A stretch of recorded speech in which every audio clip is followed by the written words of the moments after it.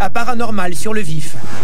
En Nouvelle-Écosse, un esprit saccage une pièce. My chair, my paintings, my keyboard. Okay, no. Mes affaires étaient dispersées partout. J'avais peur. Un cryptide monstrueux est filmé en Indonésie. Cette créature abominable est une horreur. Elle est vraiment terrifiante. Des boules de feu éclairent le ciel en Californie. Je me suis mis à craindre ce qui allait suivre. Les images d'un fantôme donnent froid dans le dos. En parler aujourd'hui me donne encore la chair de poule. Et d'autres images paranormales qu'il faudra voir pour y croire.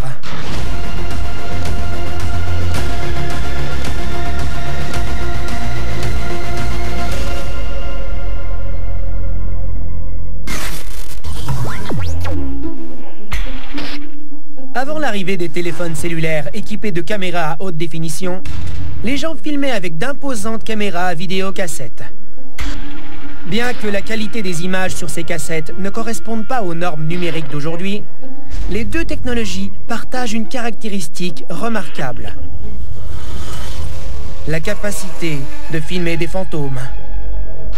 En effet, il y a une trentaine d'années, un jeune homme en Angleterre a filmé un fantôme avec une caméra VHS, et ces images du phénomène paranormal comptent parmi les plus authentiques à ce jour.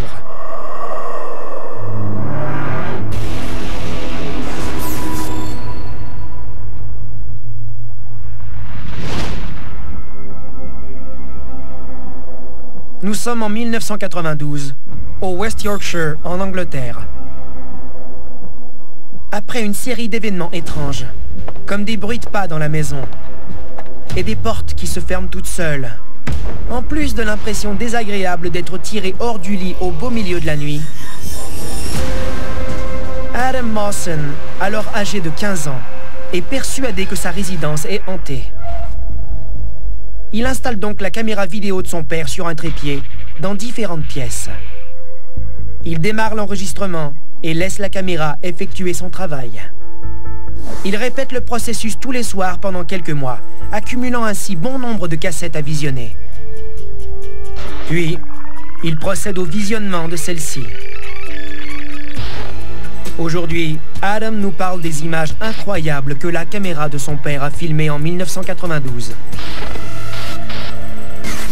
Je m'appelle Adam et j'ai filmé ces vidéos.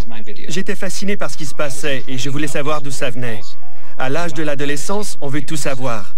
J'avais 7 cassettes à regarder et les images provenaient de différentes pièces dans la maison. Sur la 3e, j'ai vu quelque chose. Adam a des frissons en regardant ces images. Écoutez bien.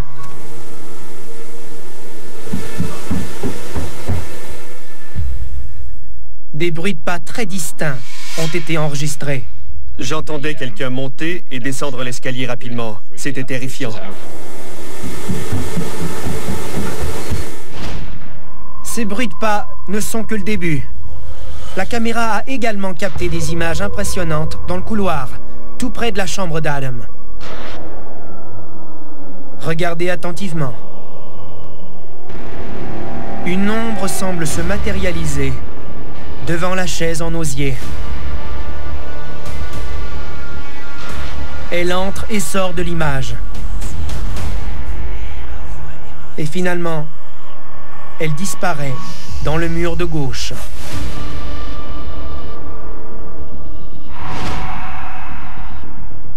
Peu de temps après, une autre ombre apparaît. Elle reste là quelques secondes et part de la même manière que la première. Adam est terrorisé. En parler aujourd'hui me donne encore la chair de poule. J'étais seul à la maison quand j'ai regardé les vidéos. Et j'ai attendu que mes parents arrivent avant de sortir de cette pièce. La peur me paralysait. Lorsqu'ils sont arrivés, je leur ai montré les images et ma mère m'a dit « Ah oui, j'ai déjà vu ces fantômes. » J'ai répondu « Tu les as déjà vus ?» Et je me rappelle sa réponse comme si c'était hier. Elle a dit « Si tu les laisses tranquilles, ils ne te feront pas de mal. » Je me demandais si elle plaisantait. Je n'en croyais pas mes oreilles. La mère d'Adam avait gardé le secret pour ne pas effrayer son fils. Et c'était probablement une bonne idée. Ces images de fantômes sont parmi les plus convaincantes que j'ai vues. Depuis 1992, cette vidéo a été examinée sous tous les angles et personne n'a été en mesure de la contester. Ces images sont plus vraies que vraies.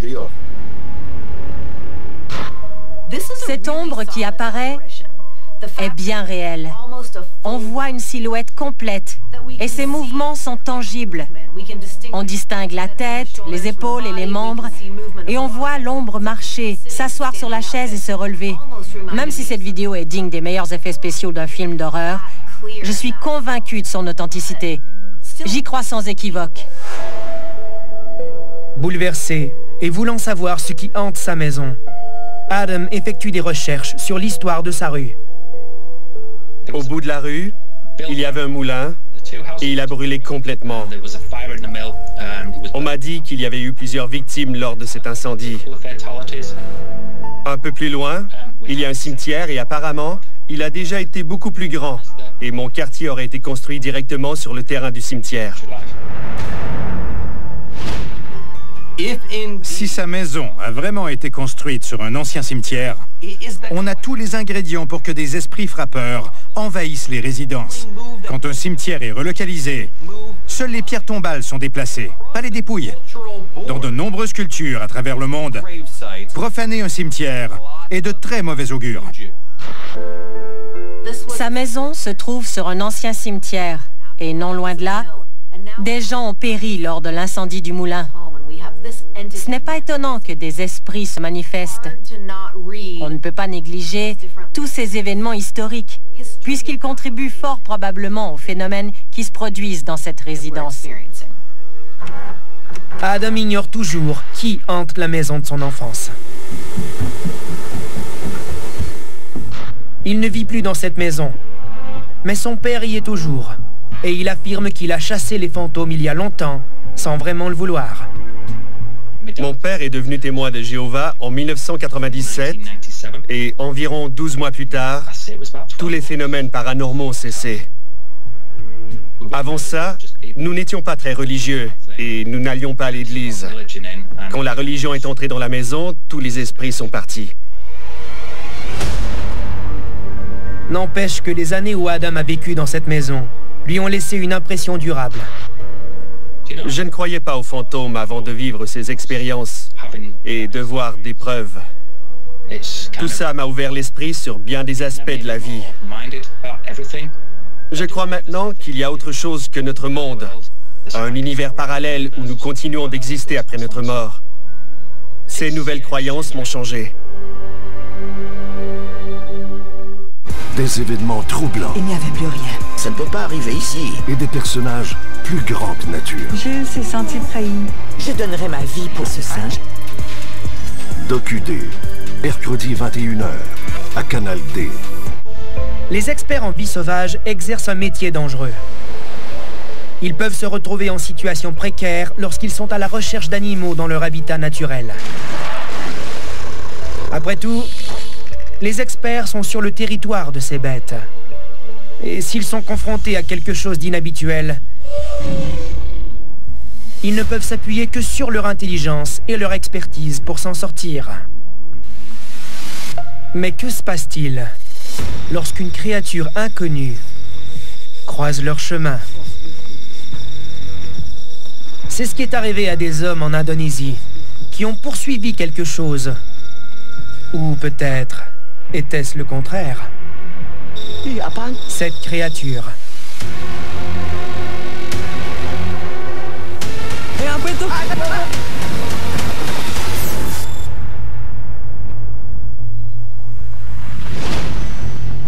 En décembre 2019, en Indonésie.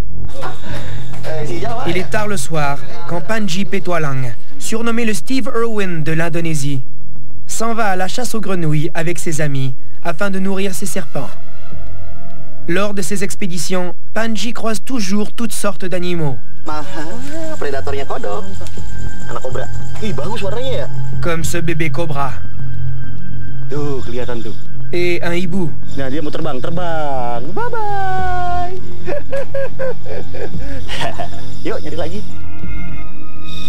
Une minute plus tard, Panji remarque une créature inhabituelle devant lui. Apaan?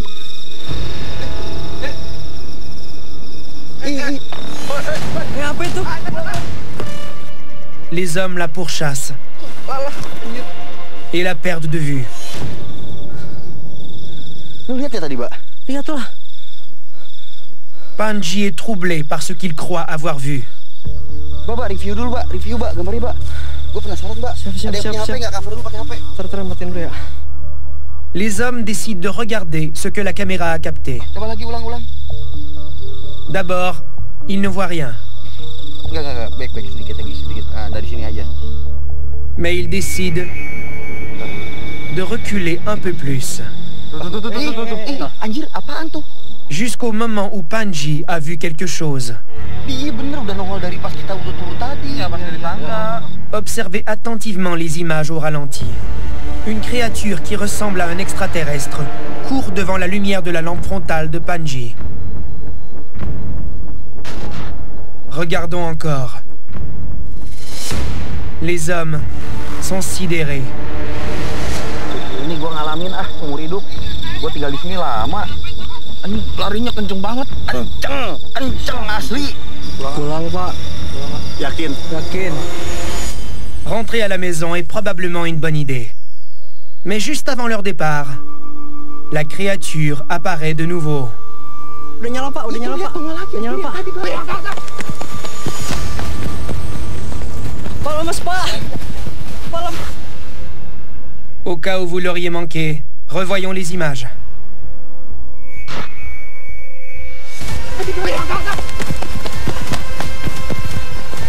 Tolong, Mas, Pak.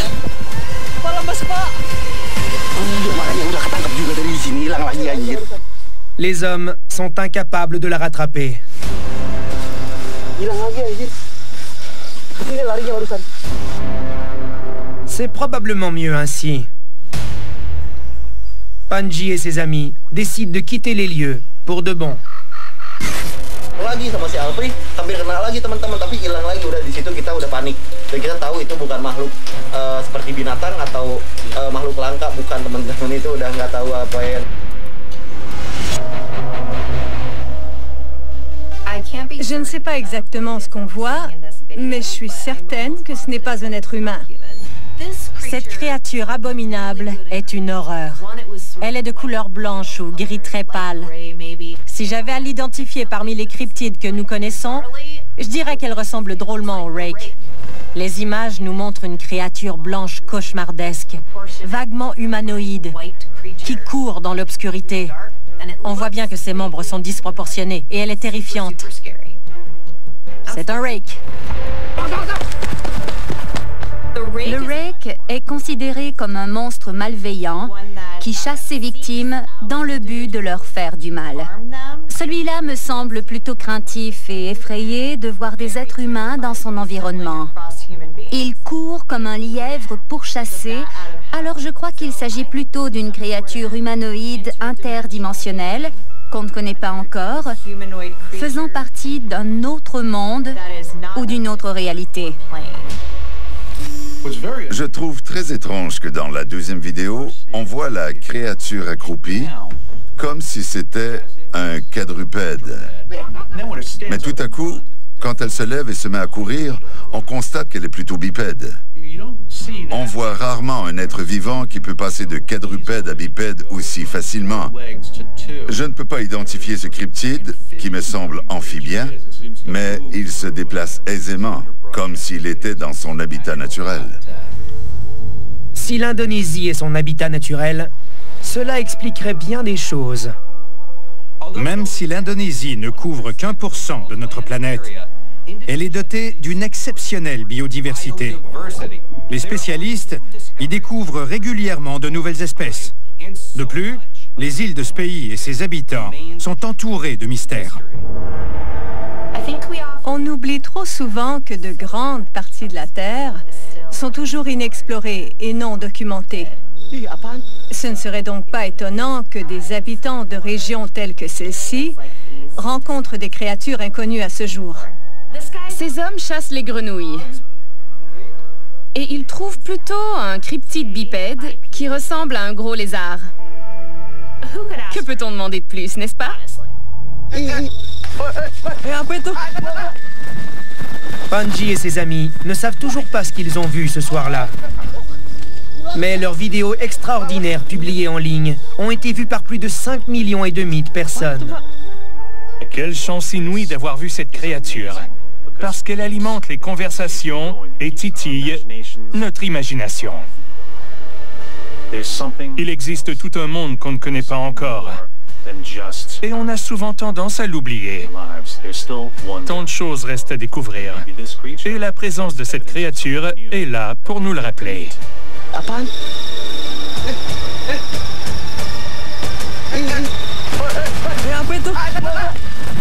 Attache ta calotte avec de la broche. On décolle! On l'avait pas vu venir celle-là. Un bon petit monsieur. Vous êtes en état d'arrestation? Les samedis humour, 20h, à Canal D. À travers l'histoire, les gens qui ont vécu une expérience de mort imminente et ceux qui sont en fin de vie ont rapporté avoir vu des anges ou leurs proches qui sont déjà décédés. Ces visiteurs se présentent sous différentes formes. Un animal à la fenêtre, un visage familier dans un rêve ou une lumière flottant dans le ciel. Leur mission serait de faciliter la transition vers l'autre monde. Étonnamment, une femme en Californie a peut-être filmé une preuve de ce phénomène. Quelques semaines avant qu'une de ses proches meure, elle a vu ces lumières dansantes devant sa résidence.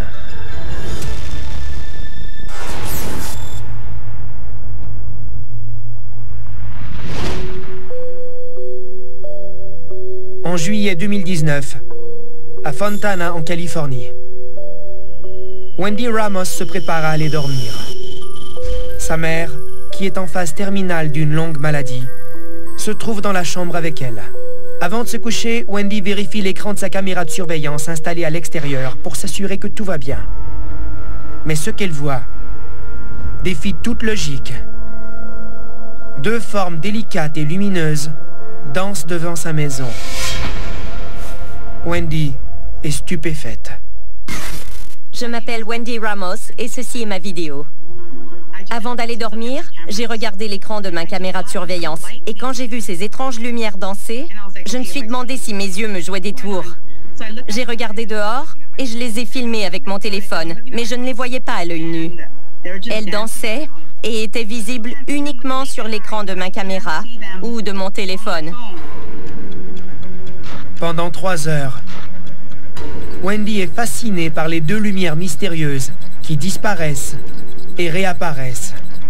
J'ai cru un instant que je perdais la tête. Je n'ai pas dormi de la nuit parce que je passais mon temps à regarder l'écran de mon téléphone. Je suis convaincue que ces lumières étaient paranormales. Ces images sont convaincantes et je ne sais pas comment catégoriser ces lumières. Est-ce que ce sont des créatures, des êtres ou des entités? À certains moments, elles ressemblent à des tiges, comme si des points lumineux étaient reliés entre eux verticalement.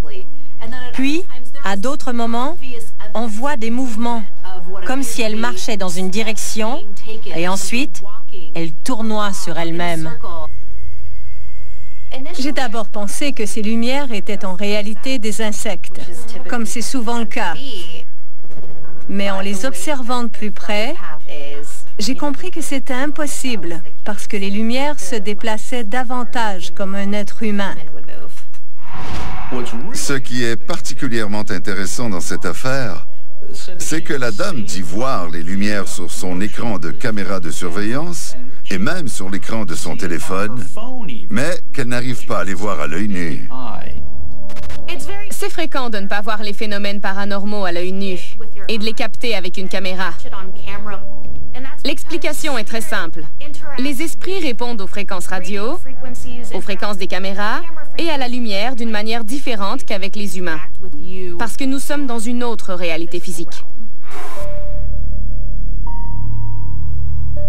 Wendy a sa propre idée sur la présence de ces lumières mystérieuses.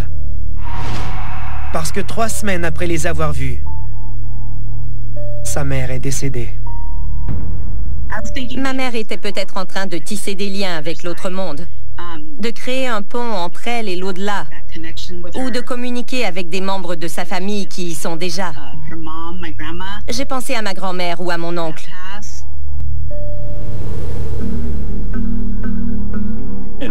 À travers le monde, de nombreuses cultures croient qu'à la fin de sa vie, on a un pied dans le monde actuel et un pied dans le monde suivant.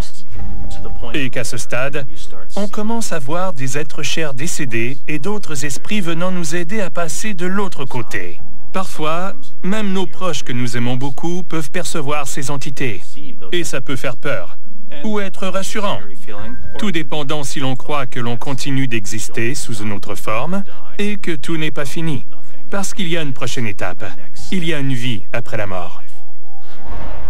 Wendy est d'accord avec cette hypothèse. Ces lumières m'ont réconfortée, parce que selon moi, elles m'indiquaient que ma grand-mère attendait ma mère. Alors je sais qu'elle est maintenant bien entourée par les gens qu'elle aimait tant. Cette expérience m'a fait réaliser qu'il y a probablement quelque chose après la mort. Je n'en ai pas la certitude, mais après notre départ, peut-être qu'une partie de nous ne quitte jamais la Terre. Je le saurai un jour, quand mon tour viendra.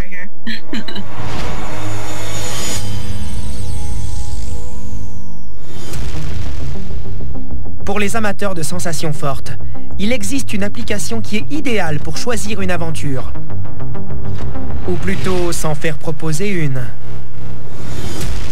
Avec un générateur quantique de nombres aléatoires, l'application donne aux utilisateurs des coordonnées GPS dans leur région pour aller explorer des endroits où ils ne seraient pas allés autrement. Pour plusieurs, c'est une façon de vivre de nouvelles expériences et d'ajouter un peu de piquant dans leur vie. Mais pour un étudiant canadien, l'expérience s'est révélée plus qu'une simple aventure.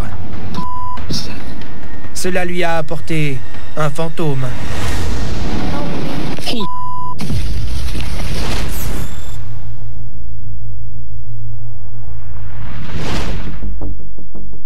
En juin 2020, en Nouvelle-Écosse,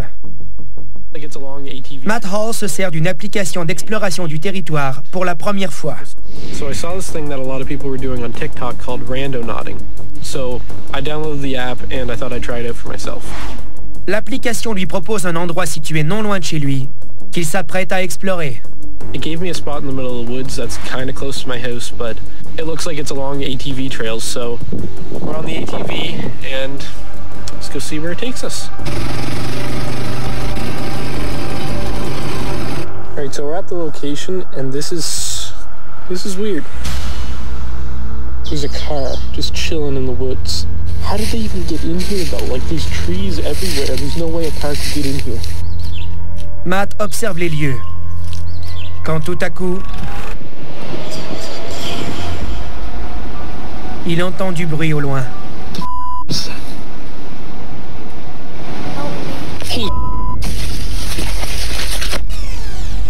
Avez-vous entendu? Écoutons une autre fois. Une voix désincarnée semble appeler à l'aide.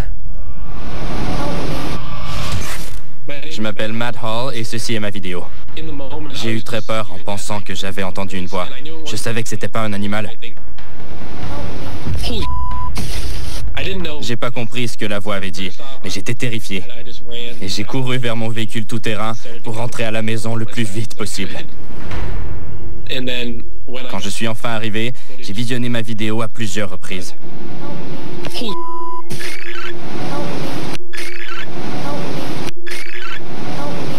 Cet appel à l'aide m'a rendu triste. Matt est bouleversé par ce qu'il entend sur la vidéo. Et il est ravi d'être chez lui, en sécurité. Mais plus tard ce soir-là, sa curiosité l'emporte sur sa logique. Et il retourne au même endroit pour en savoir un peu plus. Guess not. Right, I don't know if this means anything, but there's a shirt here, a water bottle, there's water in the bottle. There's like children's toys, like all broken, like Alright, that's creepy. This is the middle of the woods. There should be nothing here. I'm so confused. Puis... Is there anybody here?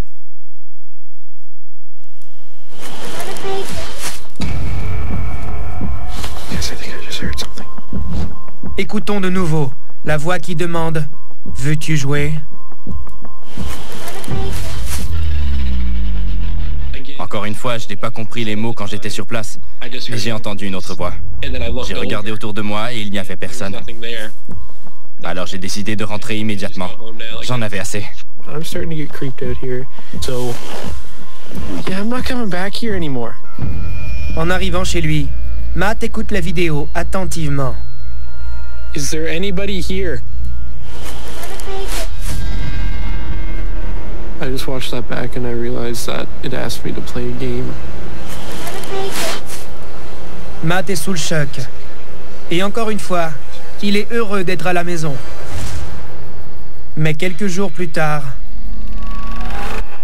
And I just got woken up by the loudest, like, crashing noise in my other room. Do what? What the... My chair, my paintings, my keyboard, what? Mes affaires étaient dispersées partout. C'était le chaos total dans mon bureau. Mes tableaux étaient brisés. Ouais, j'avais peur. My keyboard? What? Okay, no.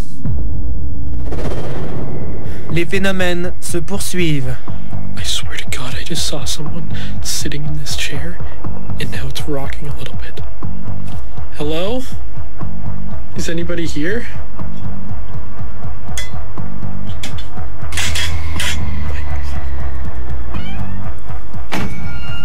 Est-il possible que la présence dans la forêt What do you want? l'ait suivi jusque chez lui?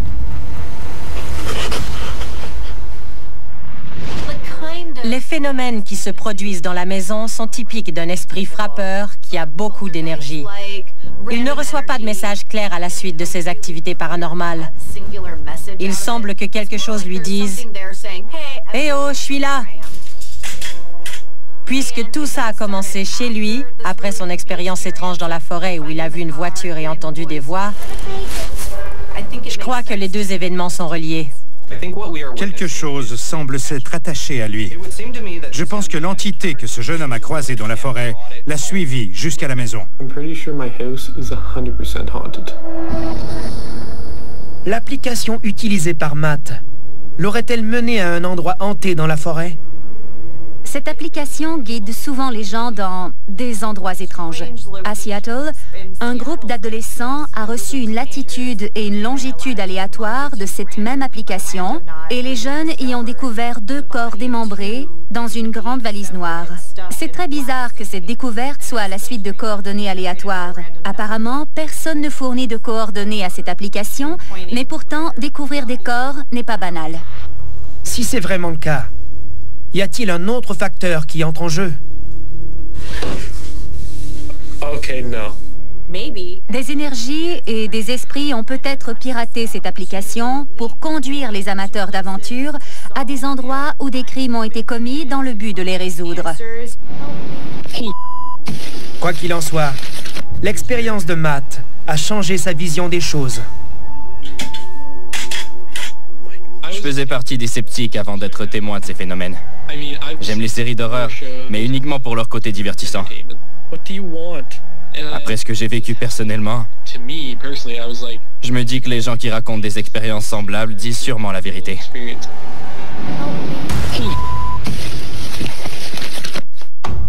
Il n'y a pas de confiance qui tienne. Il a quelque chose dans la main. C'est pas une bonne nouvelle.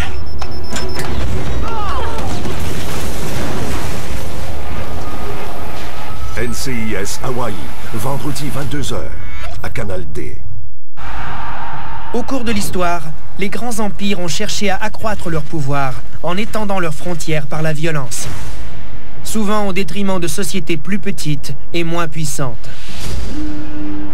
Pourtant, même un empire grandissant doit composer avec la menace d'invasion par une force supérieure. Qu'il s'agisse d'un autre pays ou, peut-être, d'une autre espèce. venu d'ailleurs. C'est peut-être ce qui était en train de se produire lorsqu'un Californien a vu ces boules de feu tomber du ciel. What is that, babe?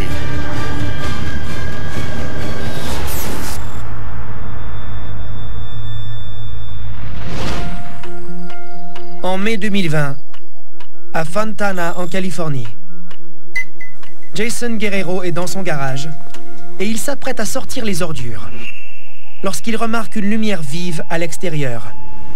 Il croit d'abord que ce sont les phares d'une voiture qui arrive dans son entrée. Quand il va vérifier ce que c'est, voici ce qu'il voit. It was really bright. I was seeing the thing. The sky got really bright right now. Une boule lumineuse flotte dans le ciel. What is that?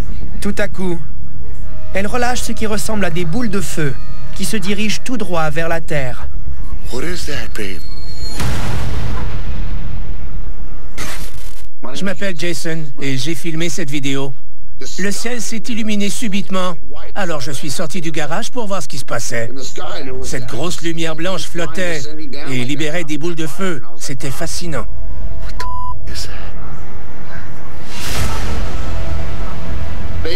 Ça ressemblait à une pluie de boules de feu, comme lorsque des gouttes d'eau s'écoulent d'un robinet mal fermé. Elles tombaient les unes après les autres, certaines rapidement, d'autres lentement. Elles étaient plus petites que la lumière blanche, mais tout de même d'une taille impressionnante.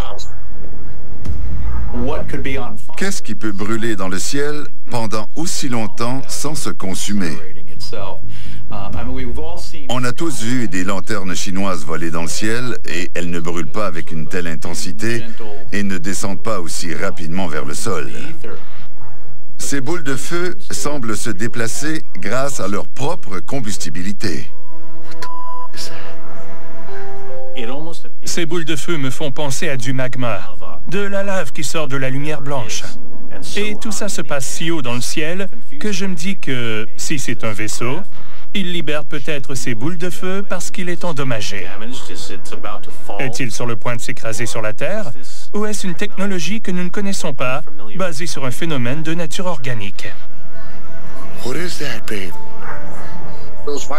Les boules étaient en feu durant les 150 premiers mètres de leur chute.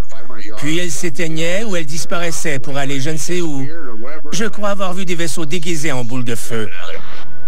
Si Jason a raison, et qu'il a vraiment vu des vaisseaux être relâchés dans le ciel, est-ce que la lumière blanche était le vaisseau mère?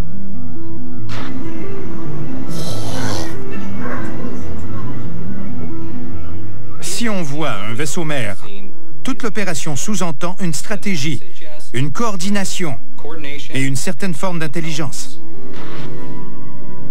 L'hypothèse d'un vaisseau mère est terrifiante. Quand on pense à quelques extraterrestres rassemblés dans un vaisseau qui explore notre galaxie, c'est presque amusant. Mais quand on ajoute une flotte de vaisseaux dans l'équation, ça devient un peu plus combatif.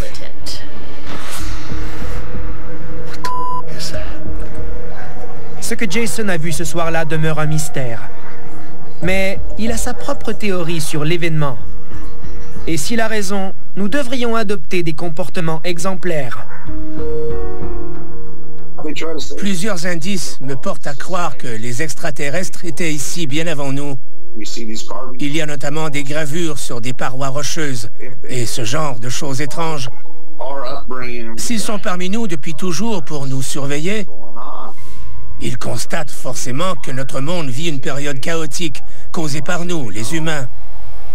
Je crois que quelque chose de très important va se produire bientôt. Et pour cette raison, je me suis mis à redouter ce qui allait suivre. Qu'est-ce qui nous attend? What is that, babe? Souris stupide, c'est fini les jeux d'enfants.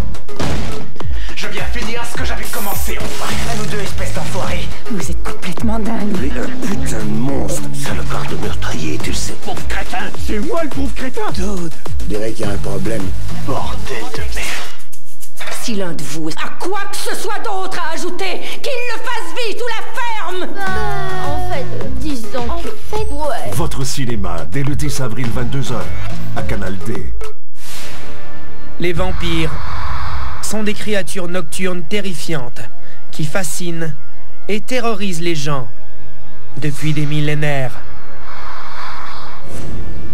La plupart du temps, dans les légendes, dans les histoires d'horreur et dans les films populaires, ils sont décrits comme des créatures se nourrissant de sang.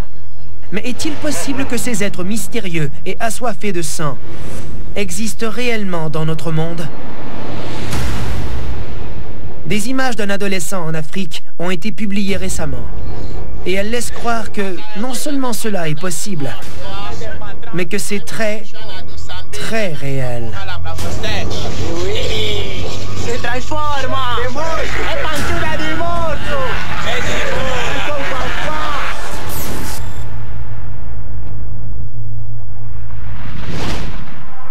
Nous sommes en 2014, à Kazenga, en Angola.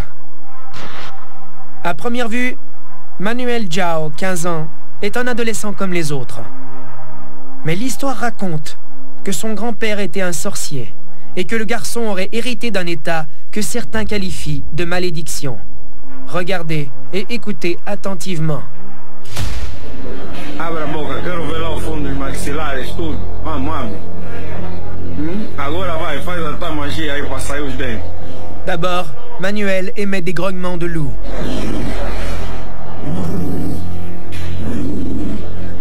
Ensuite, des crocs de vampires apparaissent. Regardons encore d'un autre angle. Au départ, il n'y a pas de crocs. Puis,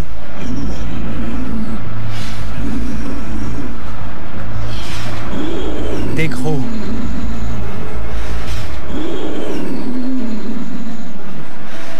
C'est la première fois de ma vie que je vois une chose pareille. Et c'est sans doute la dernière. Les muscles de ses épaules et de son dos se tendent et se contorsionnent. Ensuite, le jeune homme se penche vers l'avant et c'est à ce moment que les crocs apparaissent. Ses yeux se révulsent et s'enfoncent dans sa tête et il émet des grognements de bêtes sauvages. Je ne saurais dire ce qui se produit dans cette vidéo. Mais ma première intuition me dit qu'elle est truquée.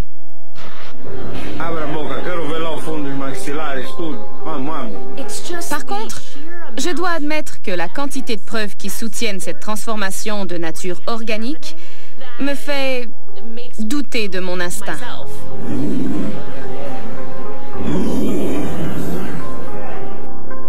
Nous sommes témoins de sa souffrance physique. On peut voir le garçon qui résiste pendant un moment. La douleur sur son visage et l'épuisement physique qui suit me semblent plutôt réels.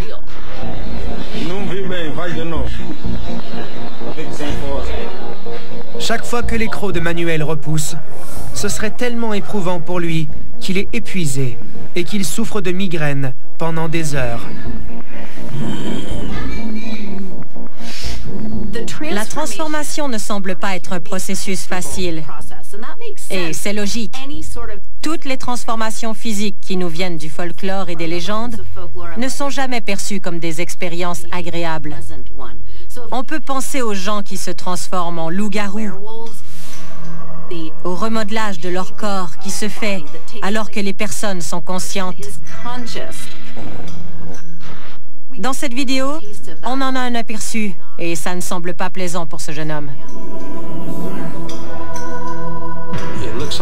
Pendant que le corps de cet adolescent est possédé, il est presque en train de se vider de son sang, pour parler en termes de vampire. Manuel n'a jamais blessé de gens avec ses crocs. Et tout va bien pour lui durant le jour. Mais pourrait-il être un vrai vampire? La tradition des vampires est assez complexe et nous vient à la fois du folklore et de la littérature. Cependant, tous s'entendent pour affirmer que les vampires ne peuvent pas sortir durant le jour. Parce que ce sont des créatures qui agissent, qui sont actives et qui ne font des victimes que durant la nuit.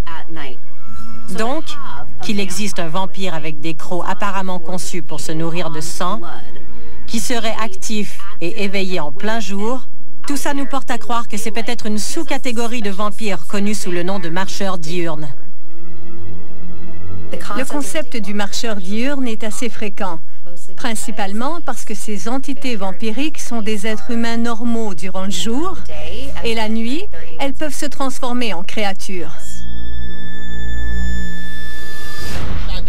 Que Manuel soit un vampire, un marcheur diurne, ou tout simplement un jeune homme faisant apparaître ses crocs, une chose est certaine, ses amis adorent le spectacle de sa transformation. Honnêtement, si j'avais un ami capable de faire pousser des crocs de vampire de la même manière que cet adolescent, sachant qu'il ne pourrait pas me tuer, bien sûr, je pourrais lui demander de le faire souvent.